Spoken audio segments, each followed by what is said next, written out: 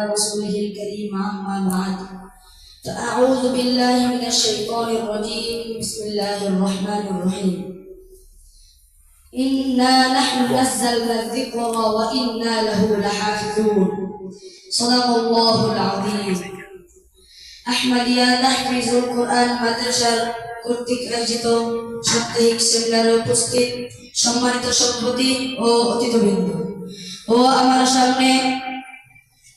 আমার সামনে উপবিষ্ট বাংলার প্রত্যন্ত অঞ্চল থেকে আগত এলেম পিপাসু ছাত্র কাফেলা সকলকে জানাই আমার হৃদয়ের গভীর থেকে আন্তরিক শুভেচ্ছা ও মোবারকবাদ।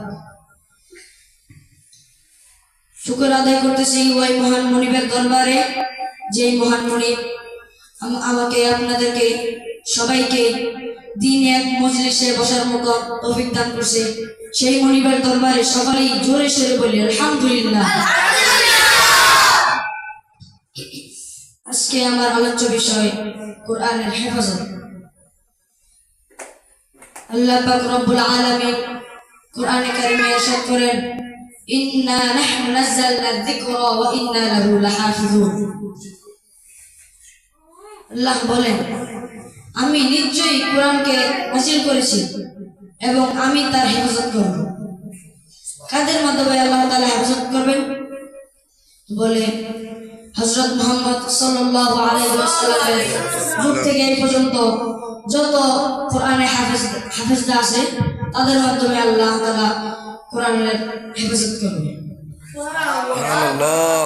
আল্লাহর কিছু কিছু দুর্ভাগ্যবান ব্যক্তি আছে যারা কালামে পাক পুরা হেফজ করছে, পুরা মুখস্থ করছে, তারা খুব ছিল, খুব ভালো কণ্ঠ ছিল, তারপরে তারা কিছু করতে পারে না, তারা ধ্বংস হয়ে গেছে কোরআনের হেফাজত না করার কারণে।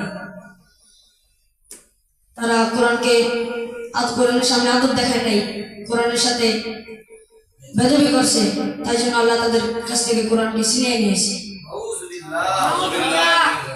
আল্লাহ তাআলা আমাদেরকে কত সুন্দর করে, কত মায়া করে, ভালোবেসে কোরআন হেফজ করার তৌফিক দান করতেছেন।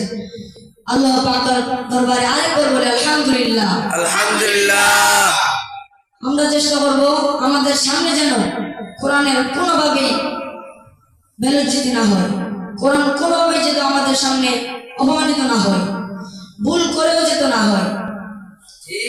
আমাদের অনেক জনের ভিতরে আছে, এমনকি আমার ভিতরে আছে, আমি বলতেছি যে সবার ভুল যে শুধরায় যায়। আল্লাহ তাআলা সবাইকে কোরআন বুঝে শুনে আমল করার তৌফিক দান করুন। আমিন। ওয়া আখিরু দাওয়ানা আলহামদুলিল্লাহি রাব্বিল আলামিন।